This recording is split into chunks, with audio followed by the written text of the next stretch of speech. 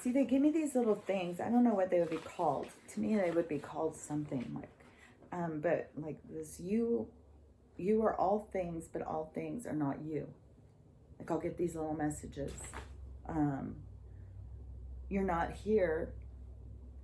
I'm not here to change you. I'm here to change me.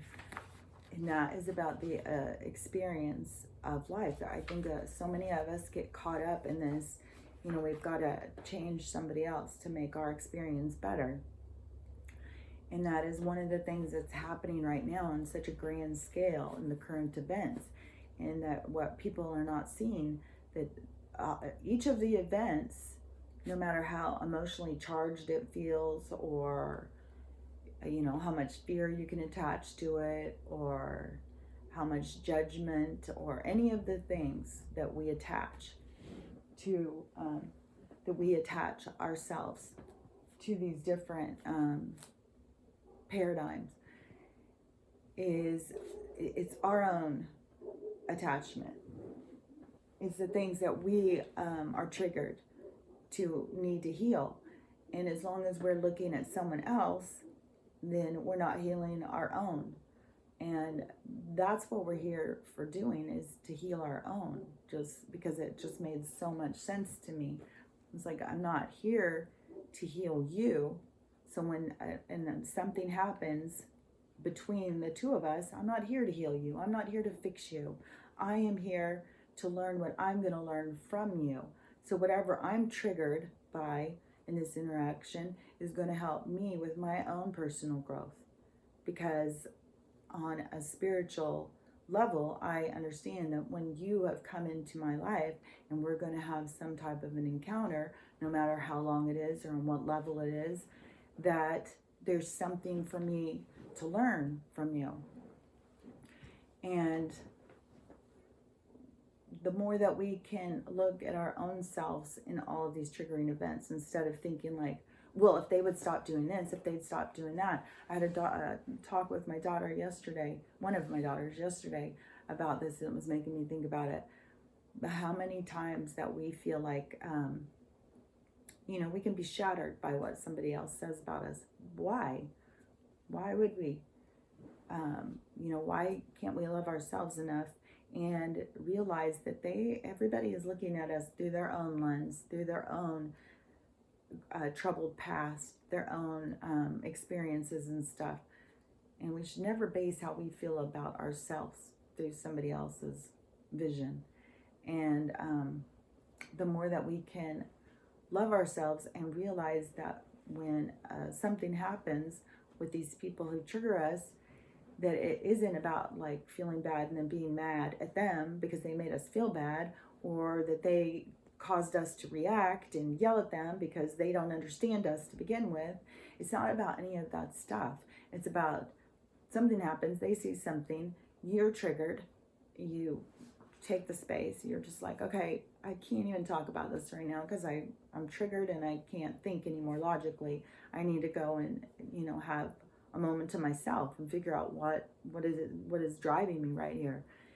And depending on what you're healing, which is that's between you and your God and your higher self, your guides, however you understand things, that is for you to figure out what needs to be healed right then and how to heal it.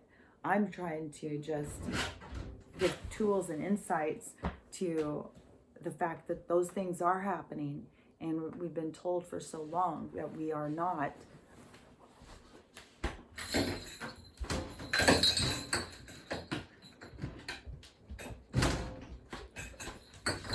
That we are not even,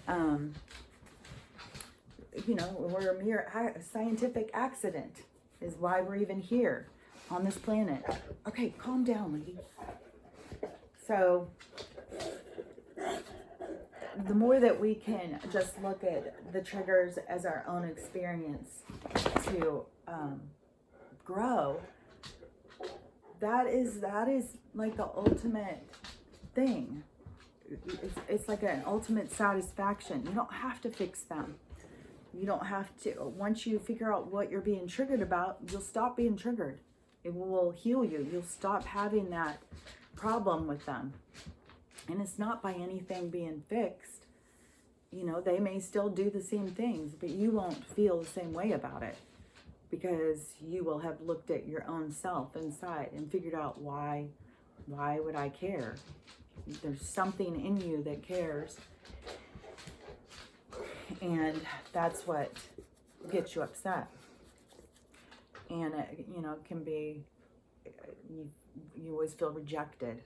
You know, you were rejected in first grade, and then you were rejected in sixth grade, and, you know, all these things that we go through, that then when something triggers us, that we'll overreact and we'll be very upset. And I'm sure Stella's just going to have a hard week. She's never had a life experience without Winston. He's always been here for her. He was the first one out of the dogs that would play with her. It was cute. When he started playing with her, she was so tiny. And Winston, oh my gosh, that guy, he was such a bully. He was so much bigger than everybody. And he would, I used to let him all wear collars, but Winston figured out, like, if he grabs him by the collar, he can yank him around, and he would drag him around and throw him around by these collars. And the thing is with the collars, that a lot of them, they tighten themselves when you do that. When I started realizing it, I mean, I found some ripped off, some torn, but then there was other ones that were, I'd come in and they'd be like real tight on their neck. I was like, oh my gosh, I gotta take off the collars. Oh my gosh, Stella.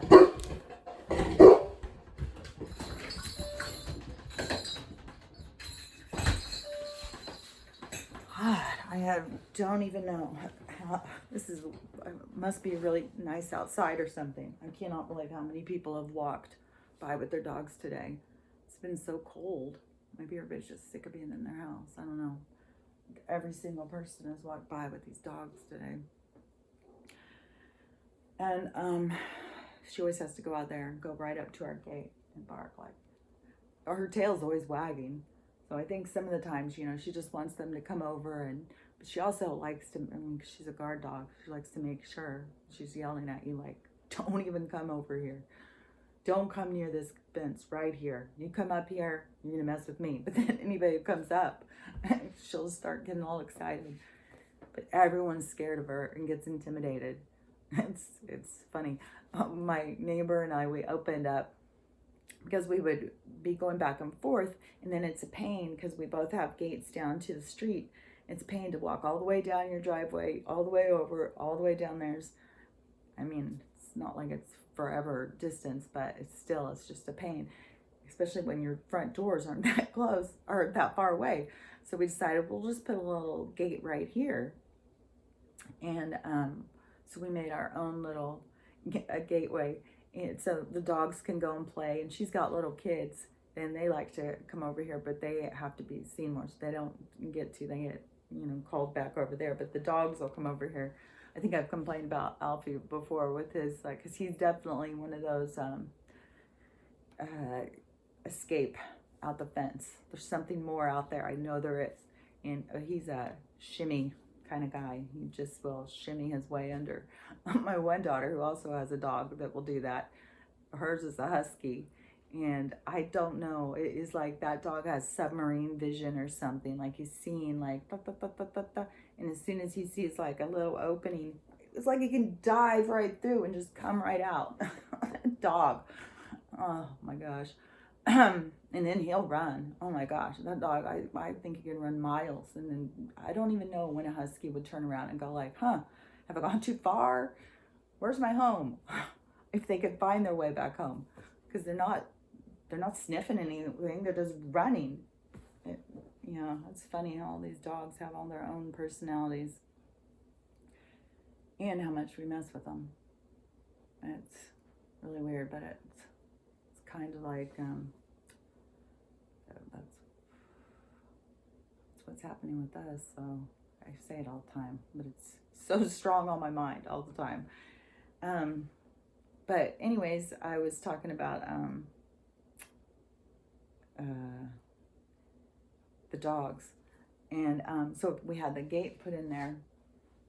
And one of the days, the UPS guy doesn't, if the UPS guy comes to mine, they'll know about Stella. So they'll just park out. They don't open my gate and walk up. The FedEx guy, he will, but he's bringing in Chewy's order. So he's bringing in a huge heavy box. He can't leave it out there. The little boxes that come from UPS or whatever, they can just put over the fence in my drop box. And but usually, I'll hear the barking and I'll see him and I'll walk out there and just get it handed to me. But so at my neighbor's, he will go and open her gate, walk up to her front door and just hand it right to her. She's young and pretty, so maybe that's why. I don't know. Maybe it's that he's scared of the dog. Maybe he does it at everybody's house. I don't know. I just know from these two, right? And so one of the days, a few weeks ago when we did it, he walked up and he took the the package up to her door, and then as he turned to walk, Stella came running over there, and she didn't go all the way up to him. She just went through where he could see she could come all the way up to him. And scared the crap out of him. He was not expecting it at all, but most everybody is so intimidated by her and her size. Even the biggest guys. No, I mean, the size of a Mastiff's mouth and how strong their jaws are and stuff. It is intimidating. But they're the sweetest, gentlest dogs. Just really good guard dogs. But it definitely, it does base a lot on the scare factor. And I did see, I tried to get, when Winston started getting where, it was before the peeing thing. He was just getting to where he just was slowing down. He didn't want to go outside and play with her. He just wanted to lay there and be left alone. He didn't give a crap about much. And he had already been doing that for like a year. And so I thought, well, I need to get Stella a younger dog. Winston's going to be dying. I know he's older. He's already lived past what I expected. Because remember, they said he would, if he lived past 9, it would be, a miracle. And so he was already older than that. And so I thought, his days are numbered no matter what. I mean, he's older. And he doesn't have his weight and skin and all that. He doesn't have a long life expectancy. So I decided I'm going to get this one, and one of my daughters that lives near me, she had seen at the Humane Society another Mastiff.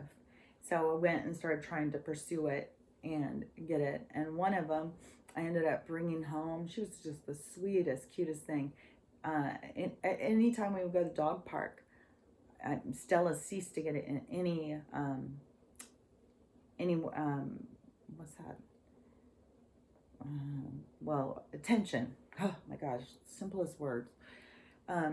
She didn't get any attention anymore. Everybody just wanted to see Millie. She was really pretty. She was looked like gray suede, and she had bright blue eyes, and she had they have baggy, saggy eyes, so she had all red around them. Reminded me of my Uncle Jim. His eyes looked like that when I was a kid.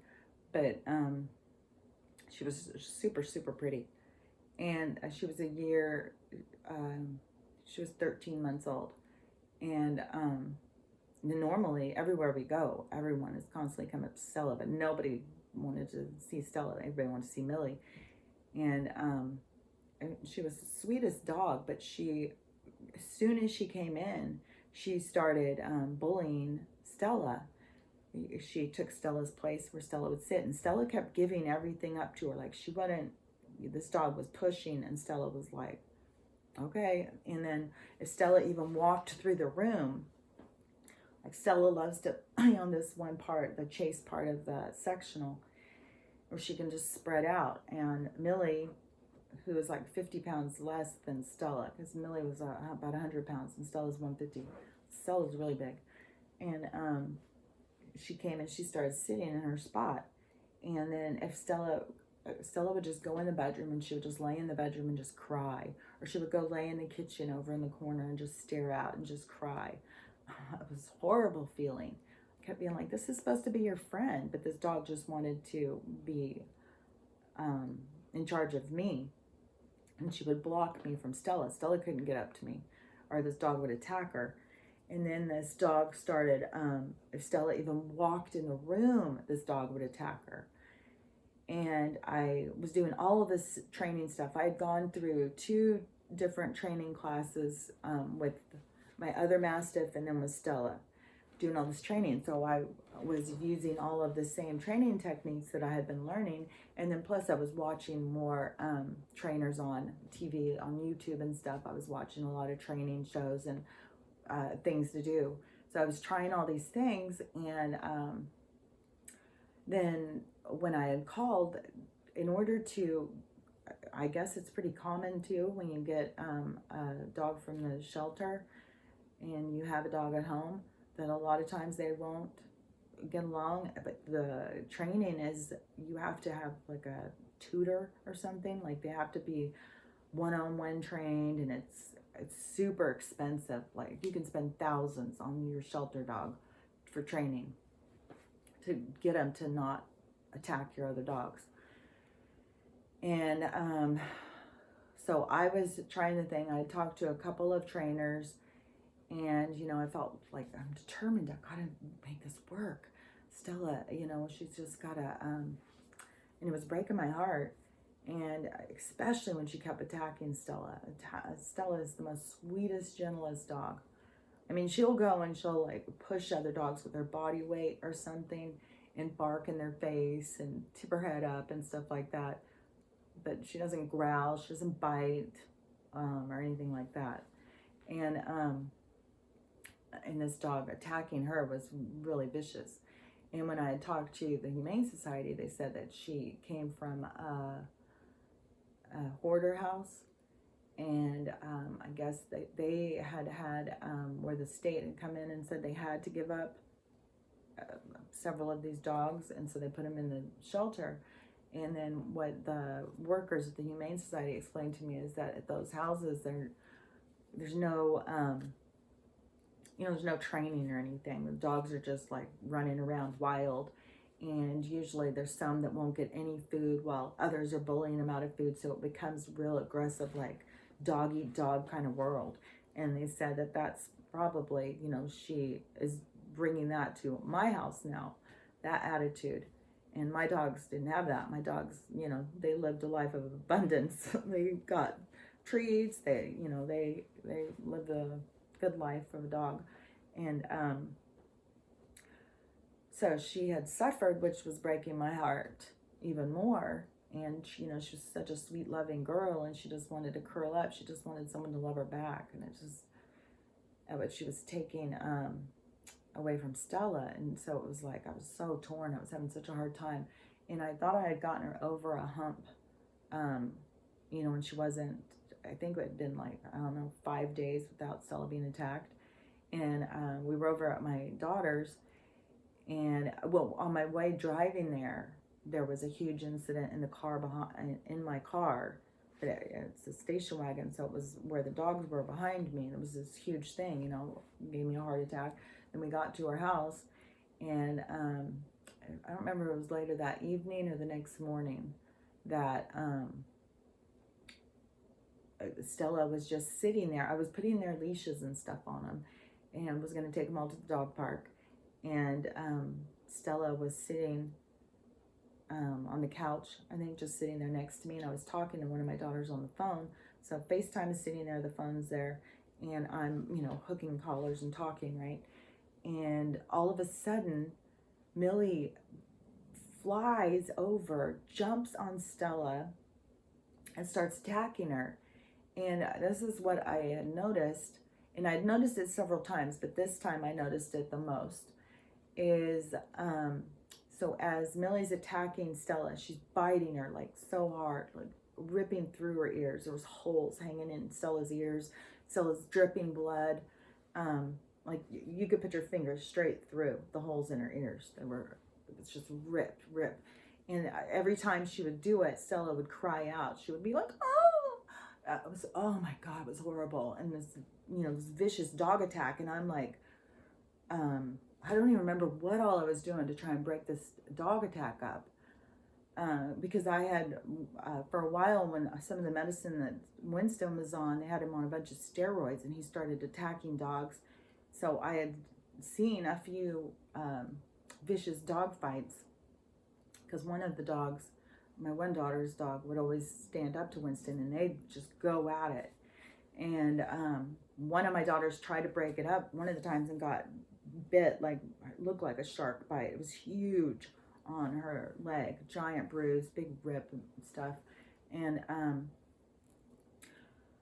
so it was like, there's no way I'm jumping in the middle of this, you know, getting ripped up myself. And I don't remember what I was doing, if I was like spraying water or hitting something. I don't really remember. But what I had noticed was that, so as soon as trouble occurred, Stella got between me and that dog, and then she cornered that dog, and she got the dog in the corner. And no matter how many times this dog was biting her, she kept that dog in the corner. There's no way she was letting this dog out of the corner. This dog was not getting near me. And it just, all of a sudden, I got the vision of, like, every time that Millie attacks her, she does this, and she gets the dog cornered up in the corner away from me. She puts it, and every time, like, anyone who comes, Stella's got to be between me and them. She is not comfortable for somebody to just, if somebody just were to come and walk and sit down on the arm of the chair, Stella would come and sit by my feet. Like, she has got to be right there to guard me. And my stomach's growling so loud. And so I just noticed, like, that is part, and I had read a lot about that when I'm in one of the dog training things. They, one of the teachers was like, wanted you to read about all these different dogs and their characteristics and their history and everything. And that's where I learned